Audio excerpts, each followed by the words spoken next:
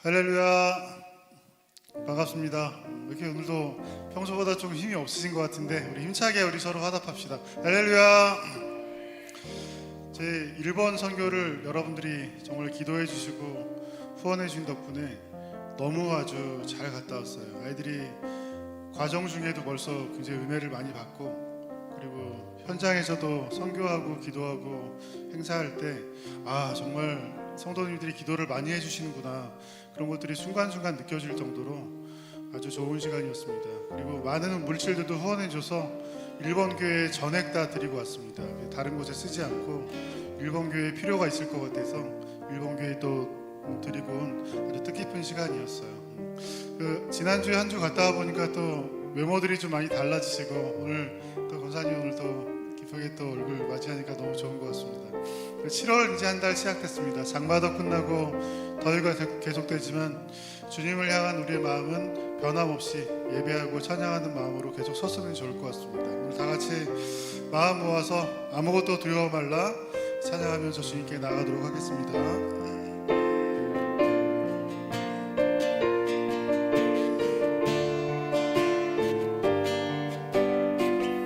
주님이 함께 하시면 두려울 게 없습니다. 아무것도 두려워 말라. 아무것도 두려워 말라. 주의 하나님이 지켜주시네. 놀라지 말라. 놀라지 마라. 겁내지 마라. 주님 너를 지켜주시네. 한 번 더 찬양합시다. 아무것도 두려워 말라. 아무것도 두려워 말라. 주 우리의 하나님이 지켜주신다. 하나님이 지켜주시네. 아멘. 놀라지 마라. 겁내지 마라. 주님 나를 지켜주시네. 내 맘이 힘에겨, 내 맘이 힘에겨 지칠지라도 주님 나를 지켜주시네. 세상의 험한 눈과 몰아칠 때도 주님 나를 지켜주시네. 주님은 나의 산성, 주님은 나의 산성, 주님은 나의 요새, 주님은 나의 소망, 나의 힘이 되신 너. 내 맘에 힘이겨 지칠지라도, 내 맘에 힘이겨 지칠 주님이 지켜주십니다. 주님 나를 지켜주시네. 아멘. 세상의 험한 눈과 몰아칠 때도 주님 나를 지켜주시네. 주님은 나의 산성. 아멘. 주님은 나의 요새. 아멘. 주님은 나의 소망, 나의 힘이 되신 여호와. 아멘. 우리 7월의 찬양 함께 잠시 배워볼 텐데요. 제목은 이제 물 가운데 지날 때에도, 불 가운데 행할 때에도 너를 상치 않게 항상 지켜주신다는 말씀이에요. 사실은 물 가운데 불 가운데 지날 때는 마음이 흔들리고 두렵고 믿어지지 않고 이럴 때가 사실 많잖아요. 그럴 때 말씀이 필요하고 찬양이 필요한 것 같아요. 지금 여러분들의 마음 상태는 저는 잘 모르지만 하나님 잘 아실 거예요. 물 가운데 지나는 분도 있을 것이고 불 가운데 또 있는 분들 있을 텐데 그때 이 찬양을 통해 위로받기를 바랍니다. 두려워하지 말고 염려하지 말라. 내가 너를 붙들고 도우리라 말씀하신 하나님을 이 찬양을 통해서 찬양하고 위로받는 시간 되시길 바라겠습니다. 다 같이 7월의 찬양 물 가운데 지날 때에도 찬양하겠습니다.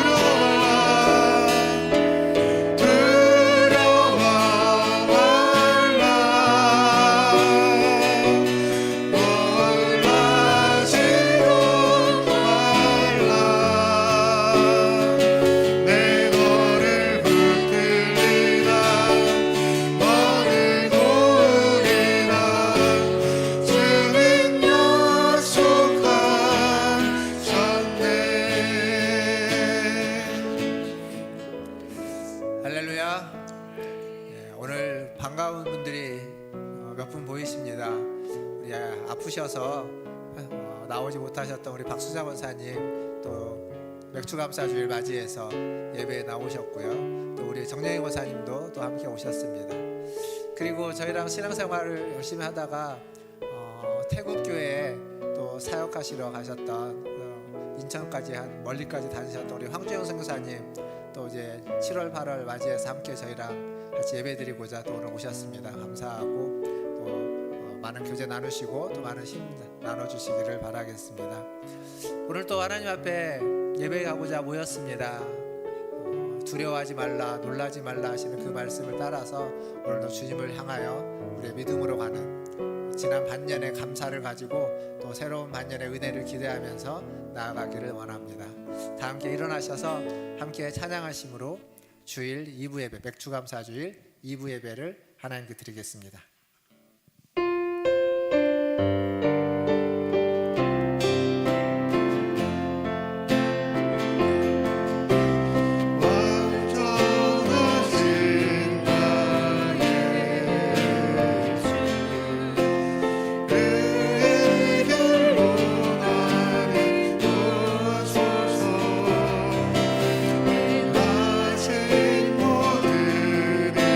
주님의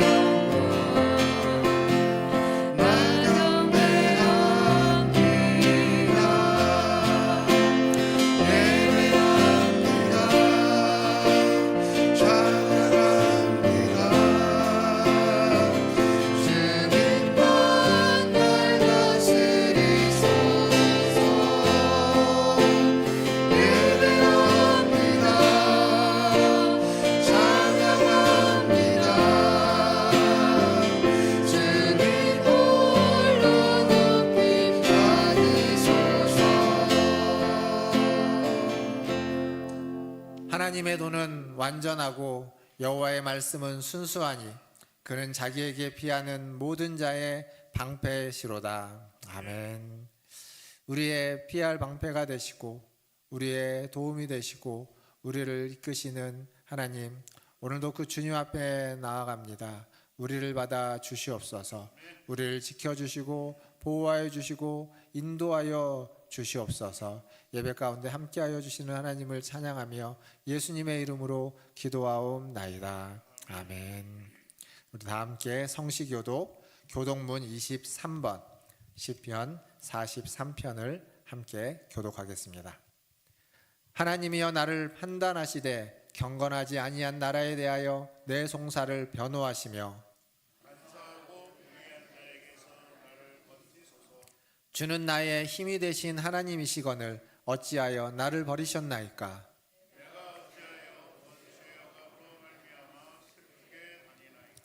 주의 빛과 주의 진리를 보내시어 나를 인도하시고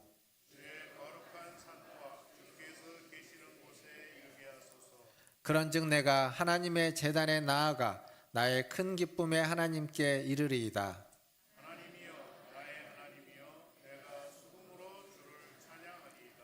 내 영혼아 내가 어찌하여 낙심하며 어찌하여 내 속에서 불안해하는가.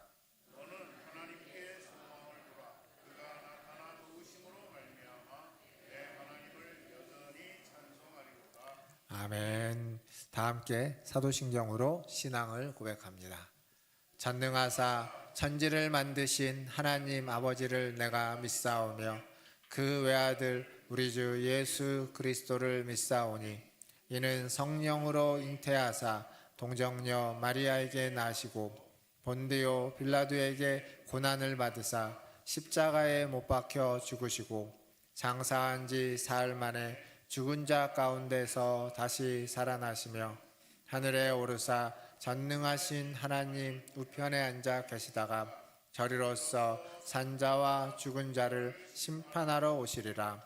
성령을 믿사오며 거룩한 공회와 성도가 서로 교통하는 것과 죄를 사하여 주시는 것과 몸이 다시 사는 것과 영원히 사는 것을 믿사옵나이다.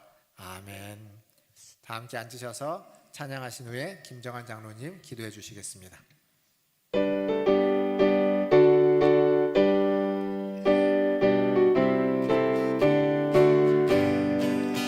주 없이 살 수 없네 죄인의 구주여 그 날 구속하소서 우주의 사랑을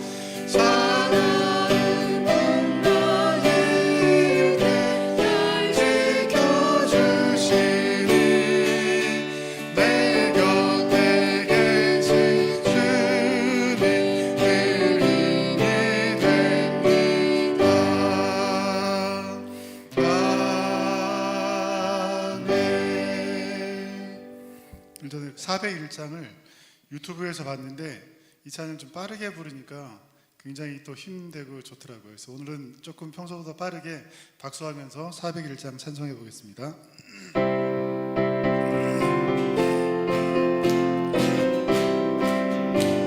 주의 곁에 있을 때, 주의 곁에 있을 때 마음이 든든하오니 주여 내가 살 동안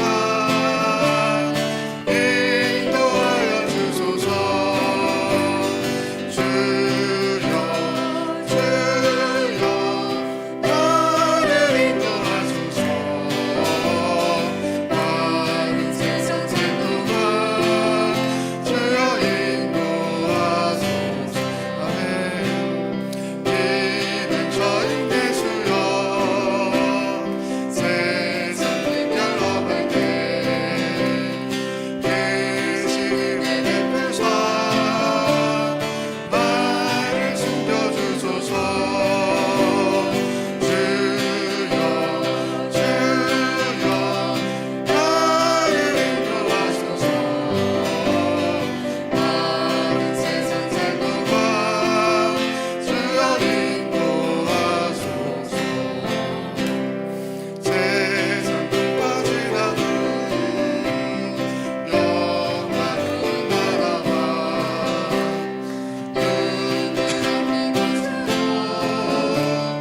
들어가게 하소서. 주여 나를 인도하소서. 많은 세상 살 동안 주여 인도. 한번더 찬양합니다. 주여 주여 나를 인도하소서. 많은 세상 살 동안 주여 인도하소서. 아멘.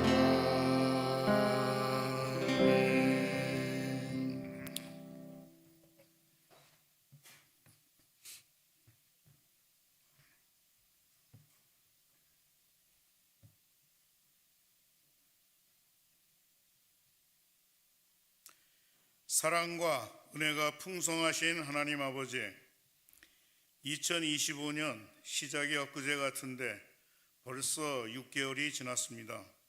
장마도 끝나고 무더위가 시작되는 7월 첫 주를 보내면서 지난 반년 동안 우리들을 인도해 주시고 돌보시며 모든 필요를 채우시고 공급해 주신 하나님의 은혜를 감사하며 맥주 감사 주일로 지키게 하심을 더욱 감사를 드립니다.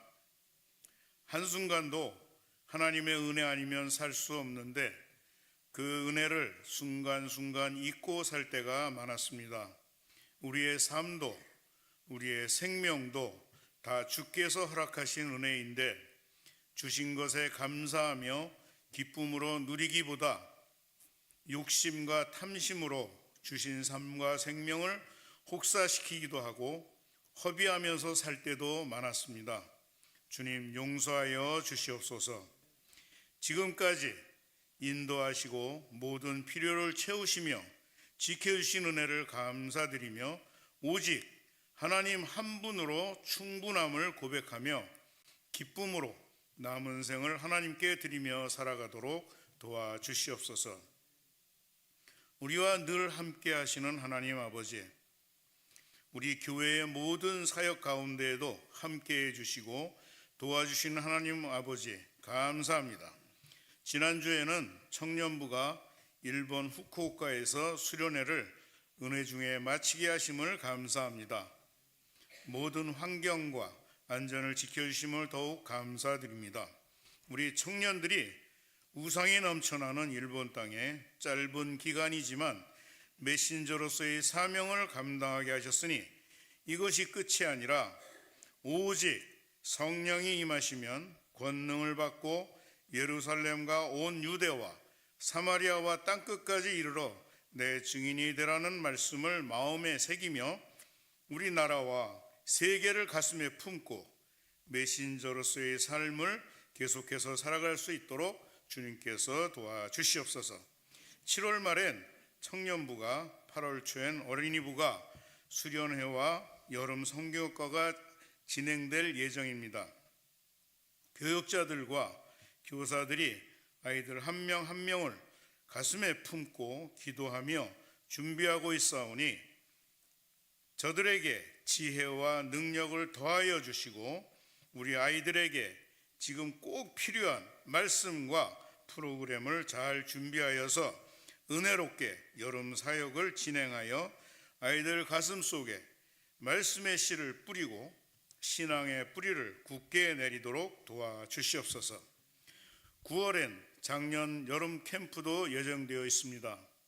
여름 캠프를 통해 은혜가 풍성해지며 하나가 되어 날로 새로워지는 우리 개개인과 교회가 되도록 도와주셔서 하나님의 마음에 합한 성도와 교회가 되어 하나님을 기쁘시게 하며 주님께서 명령하신 사명들을 잘 감당하는 아름다운 공동체가 되도록 도와주시옵소서. 모든 나라를 다스리시는 왕의 왕 되신 하나님 아버지, 우리나라가 이제 새 정부가 들어서고 한 달이 지나고 있습니다. 대통령을 비롯한 모든 지도자들이 초심을 잃지 않게 하시고 국민들의 안전과 행복과 평화를 위해 정책을 펴나가게 하시며 분열이 아닌 화합으로 또 갈등을 극복하며 평화로 나아가도록 도와주시옵소서. 세계 곳곳에 전쟁과 재해와 기근과 질병 등으로 고통받는 그곳에 주님께서 찾아주시고 전쟁이 그치며 평화가 임하고 고통받는 자들에게 위로가 임하며 또 회복과 치료가 있도록 도와주시옵소서. 또 우리 성도님들 중에 영육 간의 질병으로 또 노환으로 병원과 가정에서 치료와 회복을 간절히 바라는 모든 이들을 불쌍히 여겨주시고 속히 치료가 되며 회복이 되도록 긍휼을 베풀어 주시고 하늘을 소망하며 평강 가운데 거하시도록 은혜 내려 주시옵소서. 오늘도 이 예배 가운데 주님이 임재해 주시고 역사해 주시옵소서. 목사님을 통해 말씀이 선포될 때 우리의 귀를 열어주셔서 하나님의 음성을 듣게 하시며 우리의 영안을 열어주셔서 하나님의 깊은 뜻을 더 자세히 더 깊이 볼 수 있게 하시고 우리의 일상을 살아갈 때에 그 말씀을 붙잡고 승리하는 삶을 살아가게 하여 주시옵소서. 목사님 영육간에 강건케 하여 주시며 사모님과 자녀들도 지켜주시고 모든 것 아시는 하나님께서 자녀들의 진로와 앞길을 열어주시옵소서. 오늘도 자신의 자리에서 충성을 다하는 헌신자들을 일일이 기억해 주시고 기쁨과 감사가 넘치는 삶이 되도록 축복해 주시옵소서. 우리의 모든 것을 아시며 모든 것의 주인 되시며 채우시는 주님을 찬양하며 예수 그리스도 이름으로 기도합니다. 아멘.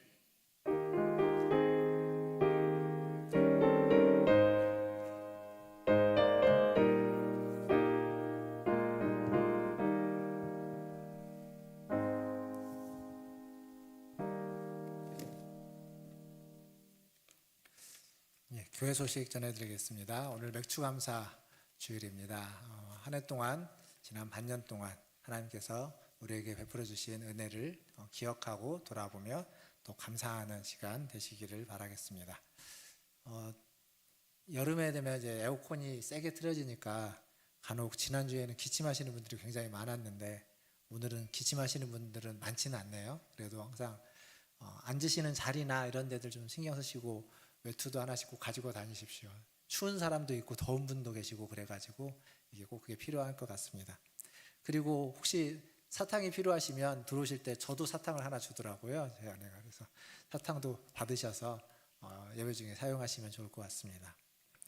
다음 주일에는 이제 정기 재직회로 모이도록 하겠습니다. 2부 예배 후에 정기 재직회로 모이겠습니다. 25주차 성경 통독입니다. 이번 주는 잠언 21장에서 전도서 12장까지 통독하겠습니다. 그리고 아시는 것처럼 청년부가 지난주에 가서 지난 화요일 날 청년부 일본으로 수련회를 잘 다녀왔습니다. 기도와 물질로 후원해 주신 성도님들께 진심으로 감사드리고 아마 청년부에서 준비한 또 선물들도 같이 나눌 줄 압니다. 가서 청년들이 일본인 교회에서 예배를 드렸는데요. 일본인 교회에서 특송을 했던 장면을 이렇게 영상으로 좀 짧게 잘라왔습니다. 그래서 한번 잠깐 보시고 그 교회 이제 분위기나 이런 것들을 한번 잠깐 보시면 좋을 것 같습니다. 영상 준비된 거 틀어주십시오.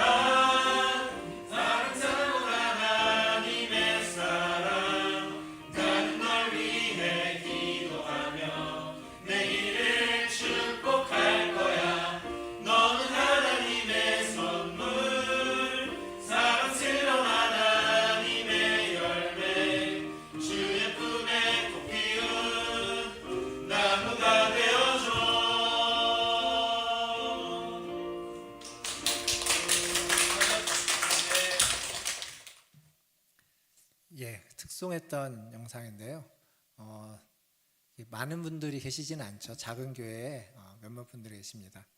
청년들이 저 교회 예배 마치고 찍은 사진을 봤는데 그 사진을 보니까 이제 저기도 보이지만 몇 분 안 되시는 분들, 좀 연세가 많으시는 분들과 또 우리 젊은 청년들이 함께 어우러져 사진을 찍었습니다. 하나님께서 저 교회에 또 일본 땅에 많은 은혜가 있기를 또 함께 기도해 주면 좋을 것 같습니다. 계속해서 우리 이제 청년부가 수련회를 다녀왔고요.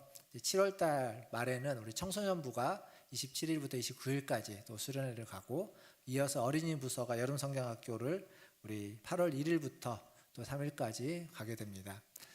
교육부서 여름 사역을 위해서 기도해 주시고 또 우리 작년부도 이제 교육부서 여름 사역 다 끝나고 나면 9월달에 성경 캠프를 14일, 15일 주일날 가서 월요일날로 1박 2일로 파주로 갈 예정입니다.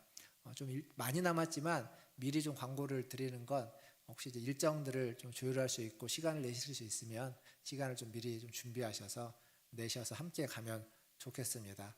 우리 신전도사님이 고르고 고른 장소, 좋은 장소 여러분들을 쉴 수 있도록 골랐습니다. 그래서 함께 많이 해주시면 더욱 감사하겠습니다. 오늘 중식은 우리 강명숙 권사님 또 가정에서 대접해 주십니다. 감사드립니다.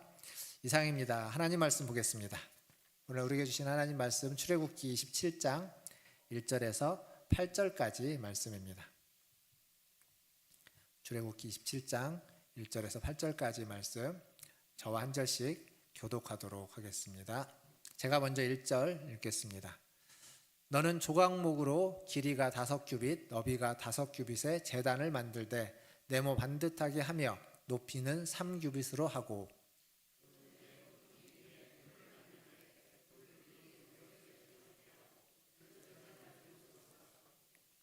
재를 담는 통과, 부삽과 대야와 고기 갈고리와 불 옮기는 그릇을 만들되 제단의 그릇을 다 노수로 만들지며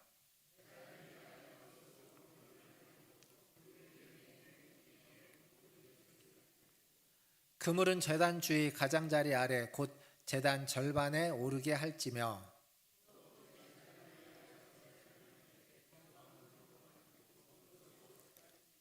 제단 양쪽 고리에 그 채를 깨어 제단을 매게 할지며 제단은 널판으로 속이 비게 만들되 산에서 내게 보인 대로 그들이 만들게 하라. 아멘. 네, 우리 옆에 계신 분들, 앞뒤에 계신 분들 보시면 인사하겠습니다. 사랑합니다. 축복합니다. 사랑합니다. 축복합니다. 네. 오늘 이제 맥주감사 주일이죠.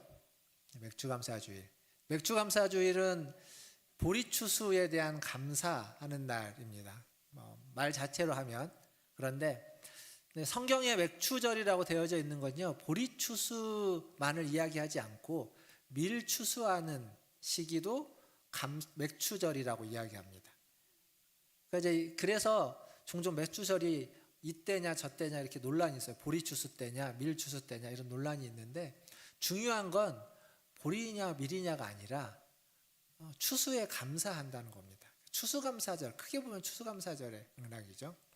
그리고 또 하나는 한 해의 마지막이 아니라 한 해의 중간에 저 이제 딱 7월 첫째 주를 맥주절로 하니까 지난 반년에 대한 하나님께 감사하는 시간이라는 거죠.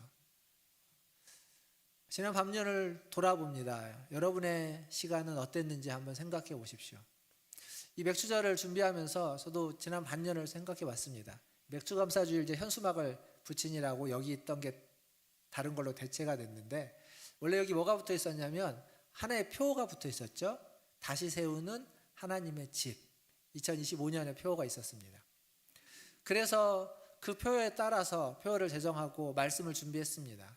그래서 연초에 하나님의 집이라는 주제로 말씀을 좀 이렇게 계속 쭉 나누다가 소그룹 주제로 좀 말씀을 같이 나눴고, 또 이어서 마지막 했고, 그리고 그 다음에 지금 보고 있는 게 구약에서 하나님의 집으로 불려지는 성막에 대해서 지금 저희가 계속 이렇게 살펴오고 있습니다. 하나님의 집 다시 세우는, 어떻게 우리의 집을, 하나님의 집을, 우리의 교회를, 우리의 신앙을 다시 세울까, 그런 고민을 하는 중에 있는 겁니다. 성막 자체에 대한 이야기도 이제는 거의 한 60-70%는 다 했습니다. 반 이상 훨씬 지나왔죠. 출애굽기 25장에 성막의 여러 기구들에 대한 이야기를 했고, 26장에 와서는 성막 자체에 대한 이야기, 텐트와 휘장 이런 이야기들을 했습니다. 그리고 오늘 보게 된 27장은 이제 성막의 뜰에 대한 이야기입니다. 성막 뜰에 뭐가 있으며 그것이 울타리는 어떤 의미가 있는지, 이런 얘기들을 좀 같이 하려고 합니다. 오늘은 이제 그 중에 성막 뜰에 있는 제단, 일명 놋제단 혹은 번제단이라고 불려집니다. 놋으로 만들었기 때문에 놋제단이라고 하고, 번제를 드리는 곳이기 때문에 번제단이라고도 합니다. 오늘은 이 제단에 대한 이야기를 좀 같이 해보려고 하는 거죠.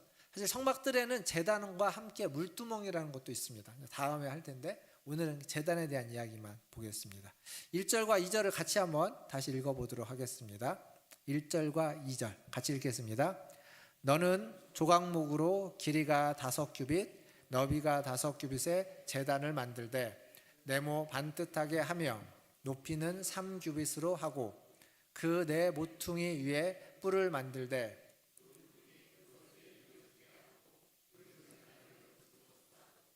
아멘. 여기 보면 성막들의 중심에 제단이 놓여지는데, 그 제단은 조각목, 아카시아 나무로 만들라는 겁니다. 그 제단은 불을 피워서 불로 재물을 태우는 곳인데, 나무로만 만들면 제단이 다 타버리겠죠. 그러니까 2절에 가보니까 그 제단을 놋으로 싸라, 놋으로 이렇게 싸서 불타지 않도록 하라고 합니다. 그 제단의 크기는 가로 세로가 5규빗, 한 규빗을 50cm로 잡으면 45cm로 잡는 사람도 있고 50cm로 잡는 사람도 있습니다. 규빗이 여기서 여기까지니까 약간의 차이가 있는데, 그래서 50cm로 잡으면 5규빗이니까 2m 50, 가로 세로 2m 50, 높이는 3규빗이니까 1m 50. 그러니까 이렇게 만들어 놓은 걸 생각을 해보면 아주 작은 제단은 아니에요. 그렇다고 뭐 엄청나게 큰 건 아니지만 그래도 어느 정도 크기가 있네. 성막의 뜰이라고 하는 게 생각보다 그렇게 크지 않습니다. 거기에 2m 50, 가로 세로가 2m 50이고 높이가 1m 50인 기구가 하나 있으면 상당히 딱 눈에 들어오는 기구일 수밖에 없습니다. 사실 이게 이제 솔로몬 성전에 가면 한 4배 정도 커집니다. 그러니까 뭐 2m 50이 4배 커지면 10m가 되는 거죠. 가로 세로 10m짜리 엄청나게 큰 이제 재단으로 바뀌게 됩니다. 어쨌거나 그걸 만들고 그 재단 내 모퉁이에다가 뿔을 하나씩 만들라라고 하는 겁니다. 자, 주보 보시면 주보의 광고에 보면 번제단 재단의 그림이 있습니다. 여기에는 되게 작게 그려져 있기는 하는데 이 번제단의 위쪽에 보면 약간 뾰족뾰족 올라와 있는 게 있죠. 그게 이제 재단의 뿔이라는 겁니다. 내 모퉁이에 그걸 이제 만들어라라고 하는 거죠. 그리고 3절부터 보면은 이 재단에 필요한 여러 가지 부속품들, 재를 담는 통이라든지 재를 푸는 삽이라든지 그 다음에 고기 그 재물의 피를 받는 대야라든지 그다음에 고기를 이렇게 걸 갈고리 또 불을 정리할 그릇, 재를 정리할 그릇, 뭐 고리 이런 것들을 다 이제 만들려고 합니다. 나무로 만들어서 그리고 노스로 감싸라 이렇게 이야기하죠. 이것들은 다 불을 관리하거나 재물을 어떻게 하거나 그리고 재물로 타고 남은 재를 정리하는 도구들입니다. 그것들을 다 준비하도록 하는 겁니다. 그렇게 해서 뭘 하느냐? 아침 저녁으로 제사를 드리도록 하는 겁니다. 보통 그런 걸 상번제라고 하죠. 상번제 성경에 보면 그러니까 재물을 태워서 화제로 번제를 드리도록 하는 겁니다. 가축을 잡아서 번제를 드립니다. 성막에 뜰에서 가축을 잡아가지고 제단에서 그 가축의 살로서 고기로서 태워서 하나님께 드리는 거죠. 고기를 이렇게 구우면 뭐가 나오죠? 연기가 나오죠. 연기가 맛있는 연기, 기름진 연기가 나옵니다. 그러니까 제단에서 고기를 태우면 연기가 나옵니다. 그래서 이 성전의 이 제단의 그림만 딱 띄워놓고 가만히 생각해 보면 뭐하고 비슷할 것 같냐면 사람들이 많이 찾는 고깃집 생각하시면 됩니다. 고기를 태우는데 불로 태우는데 연기가 이렇게 자욱한 곳 그런 느낌일 겁니다. 이게 이제 제사를 드리는 하나의 모습인데 하나님은 제사를 왜 굳이 이렇게 드리라고 했을까요? 한번 잘 생각해 보십시오. 제사를 드리는 방식인데 가축을 끌고 옵니다. 가축을 끌고 와서 그 가축을 잡습니다. 죽여서 피를 받죠. 피는 받고 가죽을 벗기고 그리고 그 가축의 내장을 꺼내서 씻고 그리고 잘라가지고 각을 뜨는 겁니다. 포를 뜨는 거죠. 각을 뜹니다. 그 과정이 조용하고 침묵한 상태로 이루어질 리가 없습니다. 그렇죠? 시끄럽고 뭐 가축의 소리들 그 전에 제가 그런 말씀 드렸지만 양을 잡을 때는 양은 굉장히 조용하다고 말씀드렸습니다. 양은 소리를 안 냅니다. 그러나 염소는 굉장히 소리를 크게 내고 소도 마찬가지죠. 그러니까 이 성막에서 잡히는 제물은 대표적으로 소나 양이나 염소인데 양은 조용해도 다른 가축들은 시끄러울 거기 때문에 그곳이 조용할 수가 없습니다. 그러니까 굉장히 어수선하고 시끄럽고 고기 타는 냄새 여러 가지 냄새들도 나고 피 냄새도 나고 그런 겁니다. 그러니까 제사를 드리는 방법으로 생각해 보면 이건 굉장히 원시적인 방법입니다. 우리는 어떻게 하나님을 예배하고 있습니까? 여러분 어떻게 예배하고 계십니까? 어떻게 하시죠? 시원한 데서 가만히 앉아갖고 예배하고 계시잖아요. 그렇지 않습니까? 물론 예배 순서에 따라서 일어나기도 하고 앉기도 합니다만 따라서 찬양을 하기도 합니다만 우리는 이렇게 예배를 드립니다. 이 예배, 사실 우리의 예배 중에 가장 은혜를 많이 받는 사람이 누굴까요? 우리가 드리고 있는 예배 중에 가장 은혜를 많이 받는 사람 찬양팀입니다. 찬양팀. 왠지 아십니까? 예배에 가장 자기의 몸으로 어떠한 행동으로 참여하는 사람이 찬양팀이기 때문에 그렇습니다. 물론 앉아 계신 여러분도 행동할 수 있습니다. 몸은 안 움직이지만 귀를 열고 눈을 열고 마음을 여는 것도 하나의 행동일 수 있어요. 집중하는 것도 굉장히 중요한 행위일 수 있지만 그것보다 더 실제로 몸을 사용하고 소리를 내고 어떤 찬양을 기억하고 함께 부르고 하는 이러한 행동들이 훨씬 더 예배에 더 깊이 참여하기 때문에 훨씬 더 집중하게 되고 더 많은 은혜를 받는 겁니다. 그러니까 지금 이렇게 제사를 드리라고 하는 이유는 그 제사, 그러한 방식을 통해서 그것을 몸으로 체험하게 하는 거예요. 제사의 그 모든 형식이나 이런 것들 통해서 몸으로 느끼게 하는 겁니다. 제사의 목적이 뭐냐면, 제사에 대한 얘기는 전에 레위기 얘기하면서 1장부터 6장, 7장 제사에 대한 이야기를 쭉 하면서 많이 말씀드렸지만, 제사의 기본적인 목적, 제사마다 조금씩은 다르지만 기본적인 목적은 하나님과의 관계의 회복입니다. 죄사함의 목적, 관계의 회복, 그리고 한 걸음 더 나아가면 하나님께 나를 드리는 헌신, 이게 제사의 목적입니다. 그걸 제물을 잡고 제물에 내장을 씻고 가죽을 벗기고 내장을 씻고 각을 뜨면서 그 모든 과정을 통해서 몸소 이게 하나님과 나와의 관계가 회복되는 과정이고, 또 그걸 태우면서 그 연기를 보면서 하나님께 내가 나를 드리는 헌신이다라고 하는 걸 몸으로 체득하게 하는 게 제사의 양식입니다. 잘 생각해 보시면 제사를 드릴 때 제물을 가지고 와서 제물에 먼저 죽이기 전에 안수라는 걸 하죠. 안수라는 걸 합니다. 신학사들마다 그 안수의 의미를, 어떤 사람은 나의 죄를 제물에게, 그 가축에게 전가시키는 행위다라고 보기도 하고, 어떤 신학자들은 나와 제물을 동일시한다라고 하는 의식으로 보기도 합니다. 그러니까 후자의 모습으로, 후자의 개념으로 좀 이해를 해보면, 동일시한다고 했을 때 그 제물을 잡아서 죽입니다. 그래서 그것을 다 불로 태워서 드립니다. 그럼 뭐와 같은 거냐면 나의 장례식 같은 겁니다. 나를 대리해서 내 대신 제물이 죽는 거잖아요. 그리고 그 제물을 장사를 지내는 겁니다. 완전히 불로 태워서, 지금으로 말하면 저기 화제를 하는 거죠. 화장하는 겁니다. 그러니까 그 의식 자체가 어찌 보면 내가 죽어야 되는, 내가 해야만 하는 것들인데, 내가 겪어야만 하는 것들을 그 가축이, 그 제물이 대신 겪고 있는 것이 되는 겁니다. 그렇게 해서 제사를 드리면 고기가 그런 어떤 그런 것에 타서 이제 연기로 올라가게 되죠. 레위기에 보면 이 화제로 드리는 제사에 대해서 꼭 뒤에 나오는 공통된 구절이 하나가 있습니다. 그건 뭐가 있냐면 여호와께 향기로운 냄새다. 한번 같이 읽어볼까요? 레위기 1장 9절만 한번 읽어보겠습니다. 레위기 1장 9절입니다. 같이 읽겠습니다. 그 내장과 정강이를 물로 씻을 것이요,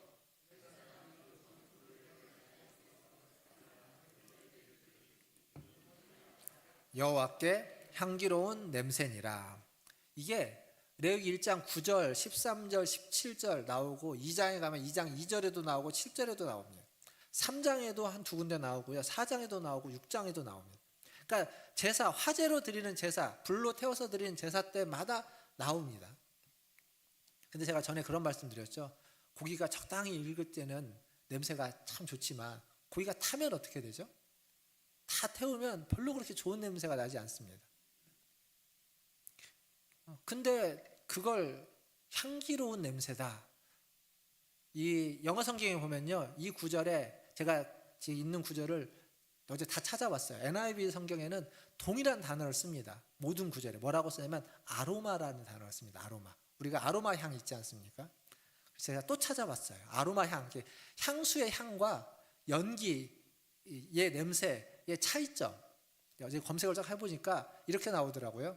연기는 어떤 물건, 어떤 재료가 타는데 불완전 연소로 인해서, 완전 연소가 되면은 연기가 거의 없다고 하는데, 불완전 연소 때문에 나오는 건데, 그 안에는 그렇게 좋지 못한 연소되다가 말았던 그런 어떤 입자들이나 이런 것들이 함께 올라가는 거라고. 그래서 그 연기가 별로 좋지 않다는 거예요.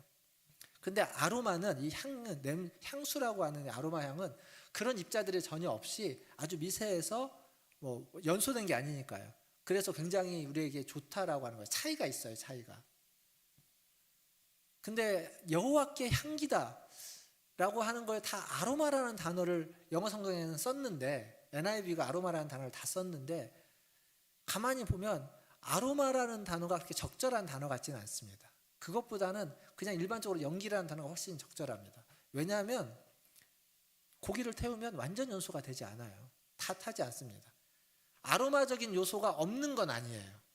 레위기 설교할 때 제가 제물을 태울 때 그런 말씀을 드렸는데, 제물에 유향을 첨가하는 경우들이 있습니다. 유향을 넣는 그 유향의 그 향이 아로마 향이 나는 향이기 때문에 그런 냄새가 첨가되는 경우가 있어요.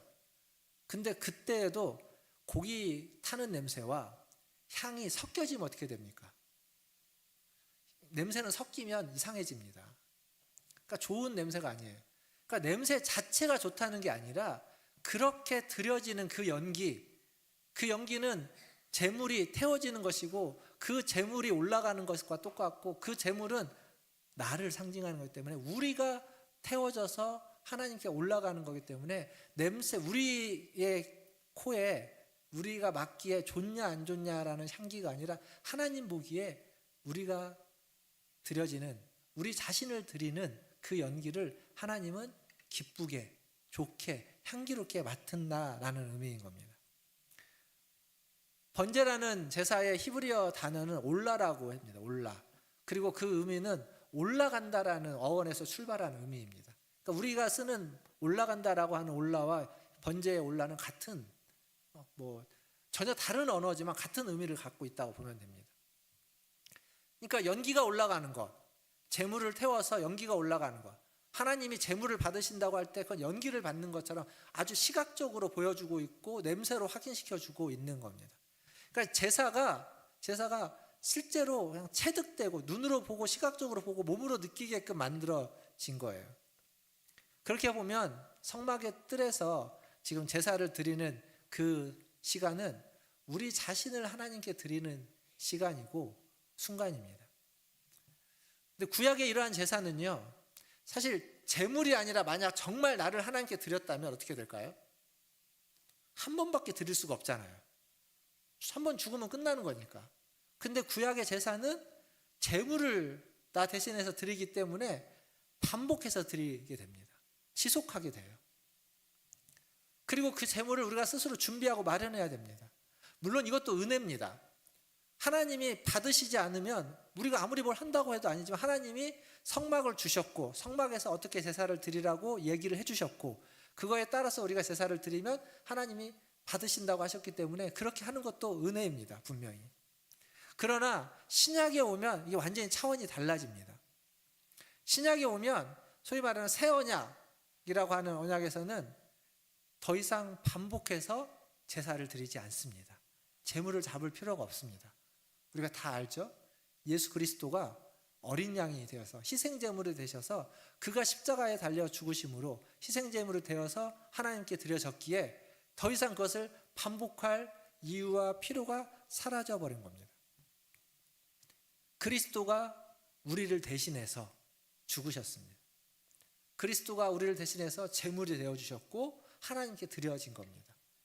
이게 우리가 받은 은혜입니다. 구약의 성도들도 구약에도 은혜가 있습니다. 그러나 그 은혜를 얻기 위해서 계속 준비해야 되고 제물을 준비해야 되고 제사를 드려야 되고 오늘 했어도 내일 또 해야 되고 이번 주에 했어도 다음 주에 해야 되고 올해 했어도 내년에 또 해야 되고 계속 지속적으로 반복해야만 하는 것이었다면 지금의 우리에게 주어진 은혜는 반복할 필요가 없이 주어진 은혜입니다. 재물을 스스로 마련할 필요도 없습니다. 주님이 우리의 재물이 이미 되어주셨기 때문에 우리가 그걸 소위 말하는 이제 받아들이면 그것을 인정하고 그것을 화답하면 되는 겁니다. 반복할 필요도 없습니다. 히브리서에 가면 그것을 영단번이라고 영원 한 번으로 영원한 그러한 재물이 되셨다 그렇게 이야기하고 있습니다. 이게 우리가 받은 은혜예요. 근데 이 은혜라는 말이 그러죠. 거저 받았다. 공짜로 받았습니다. 여러분 누군가 여러분에게 공짜로 주면 좋습니까? 안 좋습니까? 우리나라 말에 공짜로 주면 뭐도 먹는다고요? 모르세요? 양잿물도 마신다고 하잖아요. 몸에 안 좋은 것도 공짜로는 좋아해요. 그게 우리나라 사람의 특징인지 아닌지 모르겠지만 거저 주는 건 좋습니다. 나쁘지 않습니다. 근데 거저 주는 건요. 좋기는 하는데 귀하게 여기지는 않습니다. 공짜로 주는 건 좋아요. 근데 공짜로 받았기 때문에 그걸 귀하게 애지중지하지 않고 막 함부로 쓰고 함부로 버리고 함부로 어딘가에다가 처박아 두기도 합니다. 우리가 받은 은혜는요. 사실 거저 준 거긴 하지만 그렇게 함부로 할 만한 게 아닌 겁니다. 우리의 생각, 우리의 감정, 우리의 가치, 우리가 옳다라고 생각하는 그 모든 것들보다 더 위에 있는 가치입니다. 더 큰 가치예요. 우리가 가지고 있는 모든 물질과 모든 권력과 모든 힘보다 더 위에 있는 더 큰 가치고 더 귀한 겁니다.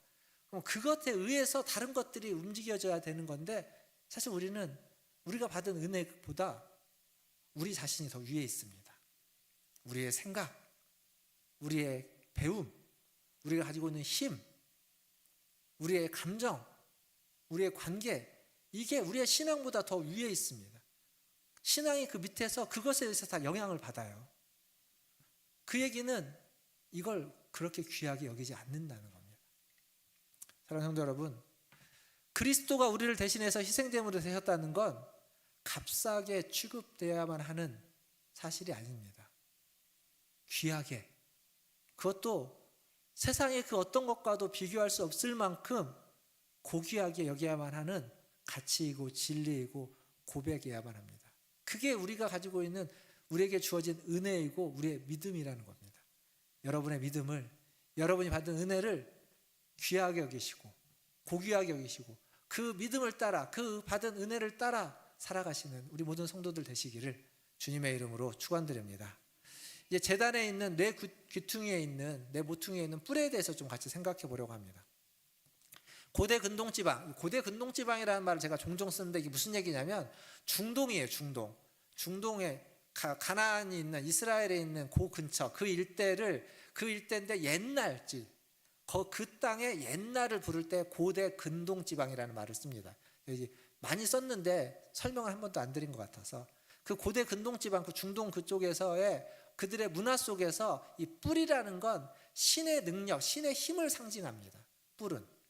그래서 제단 위에다가 뿔을 둔다는 건 이 제단에 신의 힘과 능력이 있고 사실 이 제단을 신과 동일시한다라는 의미가 있습니다.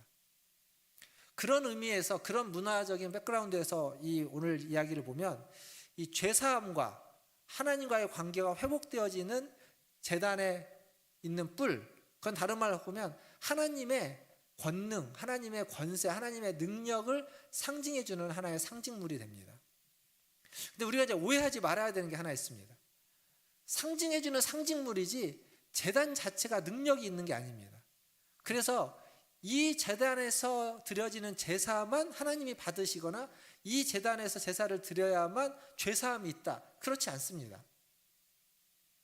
어떤 사람들은 정결하고 흠이 없이 정결하고 깨끗한 가축, 제물 이어야만 죄사함의 능력이 있다, 그렇지 않습니다.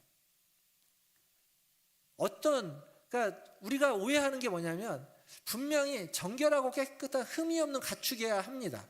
그리고 그 제단에서 하나님이 명하신 불로 제사를 드려야 됩니다. 근데 그 불이 능력이 있고 그 제단이 능력이 있고 그 가축이 능력이 있고 피를 뿌려주는 제사장이 능력이 있어서 죄사함이 일어나는 게 아니에요. 하나님이 계시기 때문인 겁니다. 하나님이 그렇게 하시기 때문이라는 사실을 우리가 잊지 말아야 됩니다.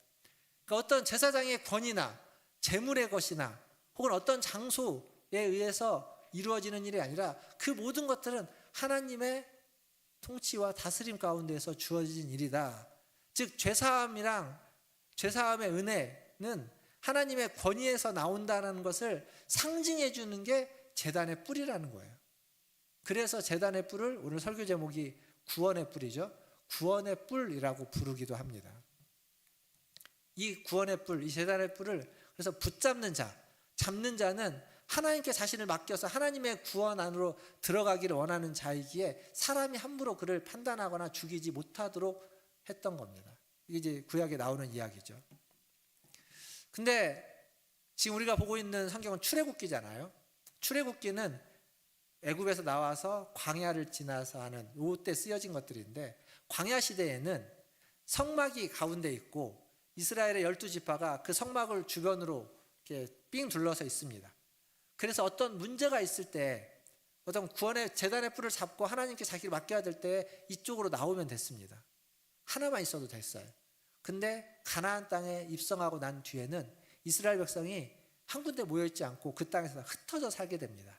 심지어는 요단 동편에 2지파 반이 머물고 나머지 지파들은 9지파 반은 이 요단 서편에 머물고, 그래서 이 구원의 뿔, 제단의 뿔 역할을 대신하게 되는 것이 새롭게 생겨납니다.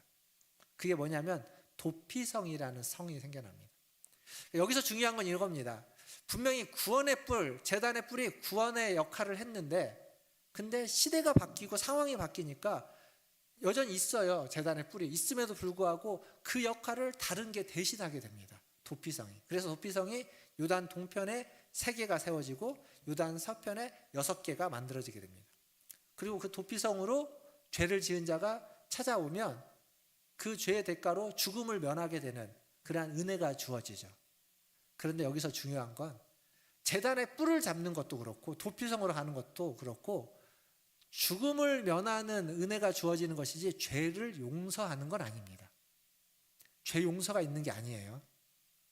무슨 얘기냐면 도피성 제도에 가면 정확하게 나오는데, 도피성은 내가 다른 사람을 죽이거나 어떤 죄를 지었어요. 근데 죄를 지은 대가로 다른 사람이 나를 보복해서 죽이려고 할 때 그 죽음을 피해서 가서 살기 위해서 도피성으로 가면은 죽이지 못합니다. 근데 예외가 있습니다. 도피성에 가도 죽는 경우가 있어요. 어떤 데냐면 고의적으로, 의도적으로 다른 사람을 해하였을 때, 다른 사람을 죽였을 때, 소위 말하는 계획살인, 의도적인 살인을 했을 때에는 도피성에 가도 예외 없이 죽이게 됩니다. 그럼 왜 어느 경우는 안 죽이냐? 고의적이지 않을 때, 법으로 이야기하면 법률 용어는 과실치상인 거예요. 과실로서, 실수로서 의도하지 않았는데 내가 잘못해가지고 다른 사람에게 해를 입혔습니다. 상해를 입히고 죽게 만들었어요. 그럴 때는 그걸 당한 사람의 가족이나 다른 사람이 이 사람한테 해를 해주는데 억울한 거잖아요. 내가 일부러 그런 게 아닌데. 그럴 때는 도피성으로 갑니다. 그러면 못 죽입니다. 근데 죄를 용서하는 게 아니라고 했습니다. 무슨 얘기냐면 죽이지 못하는 게 영원이 아니라 언제까지냐면 재판을 받을 수 있는 기회를 주는 거예요. 판결을 할 때까지 그 어떤 다른 보복이나 복수를 당하지 않도록 임시적으로 보호해 주는 겁니다. 그게 도피성입니다. 판결을 통해서 그거에 대한 과실의 여부를 따져가지고 그에 합당한 벌을 받거나 또 사함을 입거나 이렇게 되는 겁니다. 그러니까 지금으로 이야기하면 이게 그런 거예요. 그 방어권 같은 겁니다. 방어권을 위해서 뭐 한 군데 이제 다른 사람으로부터 보호해주는 역할을 하는 게 도피성이라는 거죠. 어쨌거나 중요한 건 제단의 뿔은 억울한 자들에게 구원의 뿔, 구원의 역할이 되어주는 거예요. 구원의 역할. 그래서 구원의 뿔이라는 단어가 또 성경에 나옵니다. 근데 구원의 뿔이라는 단어가 성경에 딱 3번 나옵니다. 3번. 그 중에 2번이 구약에 나오고 1번은 신약에 나옵니다. 구약에 나오는데 구약에 나오는 것도 동일한 한 사람에게만 나옵니다. 그게 누구냐면 다윗입니다. 다윗. 사무엘 하에 한번 나오고요. 다윗이 쓴 시편에 나오는데 똑같은 구절로 나옵니다. 그래서 시편 18편 2절 말씀을 한번 같이 보겠습니다. 다윗이 뭐라고 이야기하면서 지금 이 구원의 뿔 얘기를 하는지 같이 읽어보겠습니다. 시작. 여호와는 나의 반석이시요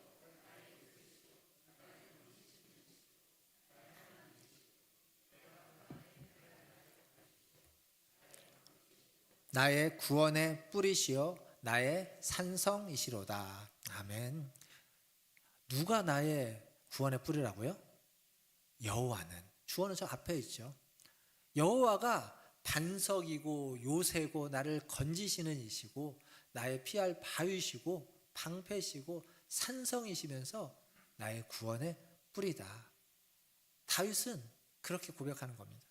잘 생각해 보세요. 다윗은요 잘못한 게 없는데 사울이 자기를 죽이려고 해서 사울이 다윗을 죽이려고 하는데 그냥 대충 한번 살짝 죽이려고 한 게 아니라 정말 전심으로 쫓아다니면서 죽이려고 했습니다. 다윗은 살기 위해서 전심으로 도망다닌 거예요. 어디까지 갔느냐? 블레셋까지. 이게 블레셋이라고 하니까 우리에게 감이 없지만 우리로 표현하면 어디로 도망갔느냐? 북한으로 갔다는 거예요. 그 얘기하면 다시 건너올 수 없는 데를 가버려는 거예요. 다윗은 거기까지 가서라도 살기 위해서 몸부림친 겁니다. 그래서 살아갖고 왔어요. 결국 뭐 여차여차 살아갖고 왔습니다. 그걸 통해서 다윗은 뭘 경험했냐면 내가 정말 애써서 살았다. 역시 나야가 아니라 하나님이 나를 지켜줬구나. 내가 살 수 있었던 건, 내가 블레셋을 갔다가도 살 수 있었던 건 하나님이 나의 피할 바위시고 나를 건지시는 분이시고 나의 요새이고 나의 산성이시고 나의 구원의 뿌리시구나라고 하는 걸 그냥 몸으로 체득한 겁니다. 몸으로 경험한 거예요. 그래서 다윗은 그렇게 고백하고 있습니다. 다윗에게 구원의 뿔은 하나님, 여호와 하나님이었습니다. 그럼 신약의 이 구원의 뿌리라는 말은 어디 나오느냐? 누가복음 1장 69절에 나옵니다. 딱 한 번 여기 나와요. 신약에는. 같이 한번 보겠습니다. 누가복음 1장 69절 시작. 우리를 위하여 구원의 뿔을 그 종 다윗의 집에 일으키셨으니. 이건 이제 누가복음에는 사가랴의 예언인데 사가랴라는 선지자가 예언을 하는 구절에 나옵니다. 우리를 위하여 구원의 뿔이 다윗의 집에 나타났다, 일으켜졌다. 여기서 말하는 구원의 뿔은 누구죠? 예수 그리스도, 아기 예수를 얘기하는 거죠. 사가랴가 말하는 구원의 뿔은 예수 그리스도입니다. 다윗이 말하는 구원의 뿔은 여호와 하나님이었습니다. 그러면 여러분에게 구원의 뿔은 누구십니까? 그렇죠. 예수 그리스도라고 말하는 게 맞습니다. 근데 같은 얘기예요.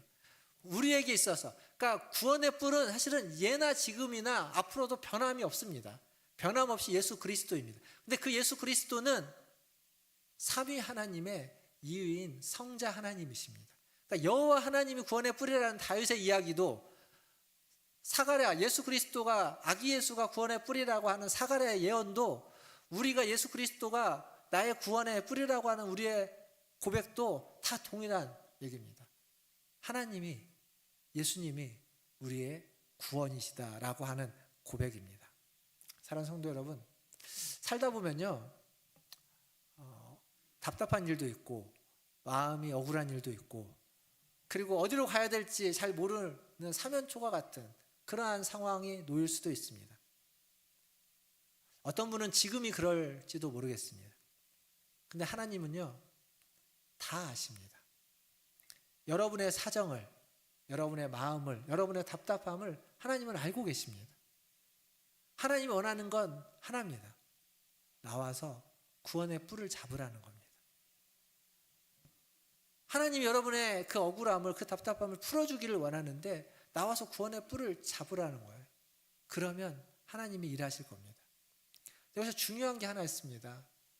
뭐가 있냐면 성전, 성막의 그 도면을 좀 생각해 보시면 휘장, 출입문이라고 하는 휘장을 딱 지나면 뜰이 있잖아요. 뜰에서 제일 먼저 보여지는 게 아까 제가 번제단, 제단이라고 말씀드렸습니다. 그 제단을 그냥 무시하고 지나서 안으로 가면 안 됩니다. 그 제단을 무시해서 그냥 안으로 들어가면 위험해집니다.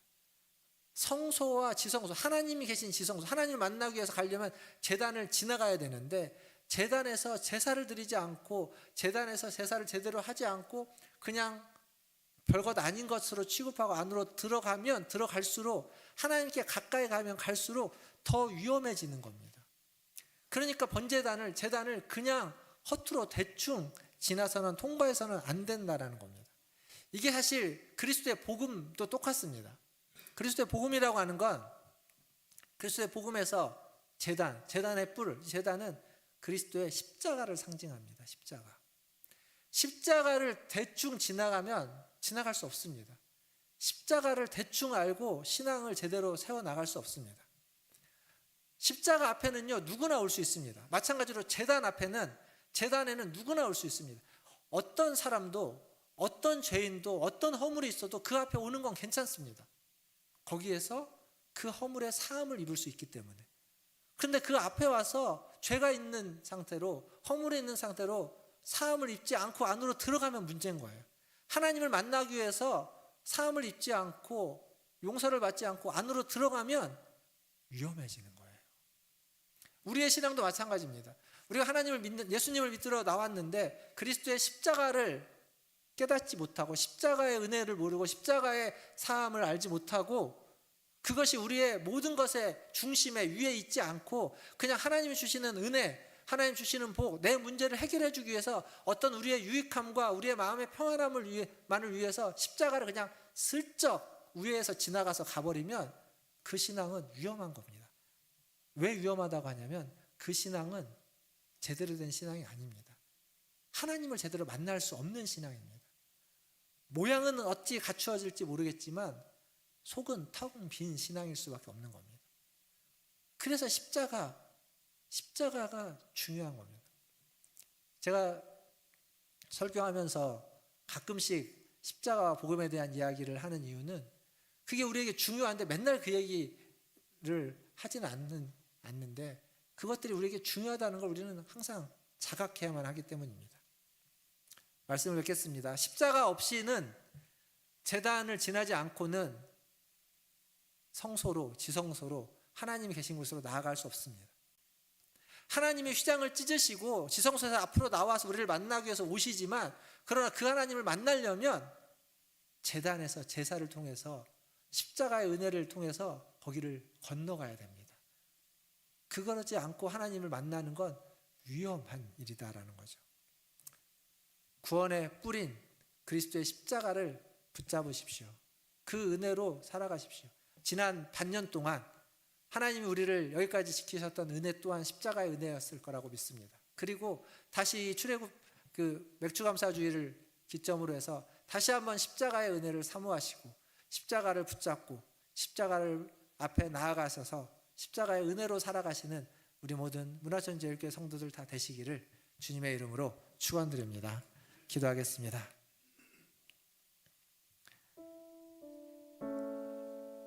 십자가 너무도 귀한 겁니다. 그러나 우리에게 거저 주어진 은혜이고 복입니다. 그래서 너무 많이 듣고 그냥 잘 아는 거라고 생각해서 쉽게 지나갈 때가 많습니다. 그러나 그렇지 않습니다. 십자가는 우리의 신앙에 있어서 그 무엇보다도 귀하고 그 무엇보다도 가치 있는 겁니다. 나의 모든 것들을 그 십자가 아래 굴복시켜야 된다는 사실입니다. 오늘도 기도할 때 주님 십자가의 은혜로 나를 채워주시고 그 십자가 앞에서 내가 받은 그 은혜와 사랑이 무엇인지 깨달아 알게 하시고 그 십자가를 통하여서 주님을 만나고 그 십자가를 통하여서 주님이 주시는 힘과 능력으로 살아가는 주의 자녀가 되게 하여 주시옵소서. 우리 같이 기도하며 나아가겠습니다. 기도하겠습니다. 하나님 아버지, 오늘도 주님 앞에 나왔습니다. 하나님 주님의 은혜를 구하며 주님 앞에 나아갑니다. 우레를 받아 주시옵소서. 주님 우리와 함께하여 주시옵소서. 하나님 주님의 은혜가 아니면 우리가 무도할 수 없습니다. 하나님 맥주감사 주일에 주님의 그 은혜가 아니면 하나님 지난 반년을 하나님 참아오지 못했습니다. 아버지 하나님 지금도 주님의 은혜가 필요하고 앞으로도 하나님 주님의 도우심이 필요합니다. 그 주님의 은혜 주님의 도우심 아버지 하나님 나아갑니다. 하나님 그 십자가 앞에 갑니다. 십자가의 능력으로 십자가의 힘으로 십자가의 용서함으로 살아가게 하여 주시옵소서. 주장을 넘어 우리에게 나오시는 나에게 나오시는 그 주님을 그 십자가 앞에서 하나님 만나게 하시고 그 십자가 앞에서 아버지 하나님 주님과 함께 기뻐하며 즐거워하며 살아가는 우리 모든 성도들 되게 하여 주시옵소서. 아멘. 하나님 십자가의 은혜로 살아가는 우리들 되게 하여 주시옵소서. 휘장을 넘어 우리에게 다가오시는 그 하나님을 십자가 앞에서 만나게 하여 주시옵소서. 십자가의 은혜로 십자가의 그 능력으로 십자가의 힘으로 하나님 매일매일을 살아가게 하시고 그 십자가가 우리의 삶의 기준이 되고 근거가 되고 가치가 되고 가장 귀한 우리의 삶의 이정표가 되게 하여 주시옵소서. 십자가가 무엇인지를 더 깊이 알고 깨닫고 하나님 십자가를 붙잡고 살아가는 우리 모든 성도들 되게 하여 주시옵소서. 감사하며 예수님의 이름으로 기도하옵나이다. 아멘. 우리 찬송가 421장 찬양하시면서 준비하신 예물 하나님께 드리겠습니다.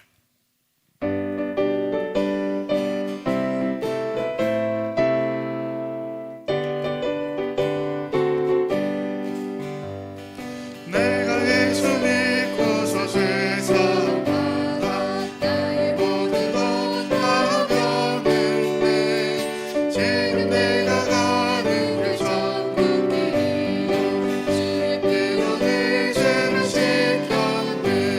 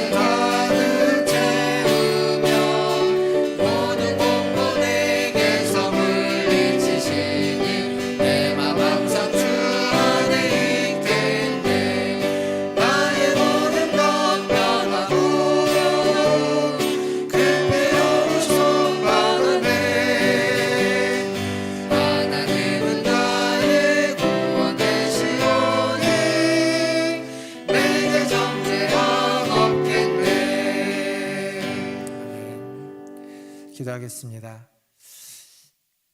하나님, 예수님을 알고 예수님을 믿고 예수님께 나아가며 하나님 우리의 모든 삶이 우리의 하나님 존재가 하나님 우리 자신이 하나님 변화됨을 인하여 감사를 드립니다. 완전치는 못하지만 조금씩 변화되어 여기까지 왔습니다. 그리고 지난 반년간도 주의 은혜로 주의 그 십자가의 은혜로 변화되어서 여기까지 왔습니다. 하나님 올 한 해도 하나님 남은 우리의 인생도 하나님을 닮아가며 하나님께 더 가까이 가며 하나님의 도우심을 받아 변화되는 삶을 살아가게 하여 주시옵소서. 주신 그 은혜에 감사하며 오늘 또 주님 앞에 나와 예배합니다. 빈손으로 오지 않고 주신 물질 중 일부를 구별하여 주님께 기쁨으로 감사함으로 드렸습니다. 하나님 받아주시고 이 물질이 쓰이는 곳에 주님의 이름이 빛나며 주님의 나라가 임하며 주님의 뜻이 이루어지기를 원합니다. 또한 이 예물을 드린 우리 성도들의 손 위에 성도들의 삶 위에 성도들의 아버지 인생 위에 함께 하셔서 날마다 하나님과 함께하고 동행하며 하나님의 은혜가 그들에게 하나님 충만히 하나님 배가 되게 하여 주시고 하나님과 함께하는 그 모든 순간순간들이 하나님 풍성해지며 십자가의 은혜로 삶을 채워가며 십자가의 능력으로 십자가의 힘으로 살아가는 복된 인생들 되게 하여 주시옵소서. 그래서 하늘의 복 신령한 복을 부어주시고 하늘의 복 신령한 복으로 이 땅에서 하나님의 이름을 높이며 살아가는 하나님의 자녀들 다 되게 하여 주시옵소서. 그러한 은혜와 복을 주시는 주님을 찬양하며 우리 구주 예수님의 이름으로 감사하며 기도하옵나이다. 아멘. 지금은 우리를 위하여 이 땅에 오신 그리고 십자가에 달려 돌아가시고 부활하신 우리 구주 예수 그리스도의 은혜와 우리를 사랑하사 독생자를 보내주신 아버지 하나님의 크신 사랑하심과 우리와 함께 하시며 우리 안에 내주하시며 우리를 인도하시는 성령 하나님의 충만하심이 오늘 주님 앞에 나와 예배하며 그 구원의 뿌린 십자가를 붙잡고 십자가를 우리의 삶의 중심에 우리의 인생의 모든 최고의 가치에 두고 가장 귀한 것으로 여기며 살아가는 우리 문화전제일교 모든 성도들 위해와 그들의 자녀손들과 가정과 직장과 일터 위에 주의 십자가를 들고 주의 복음을 전하는 선교사님들과 사역자들 위해 그 은혜와 사랑과 위로와 격려와 힘이 필요한 재난당한 자, 환난당한 자, 전쟁 가운데 있는 자, 주님의 만지심과 도우심을 필요로 하는 모든 자들 위해 이 나라와 이 민족과 저 북녘 땅 위에 이제로부터 영원토록 함께 있을지어다. 아멘.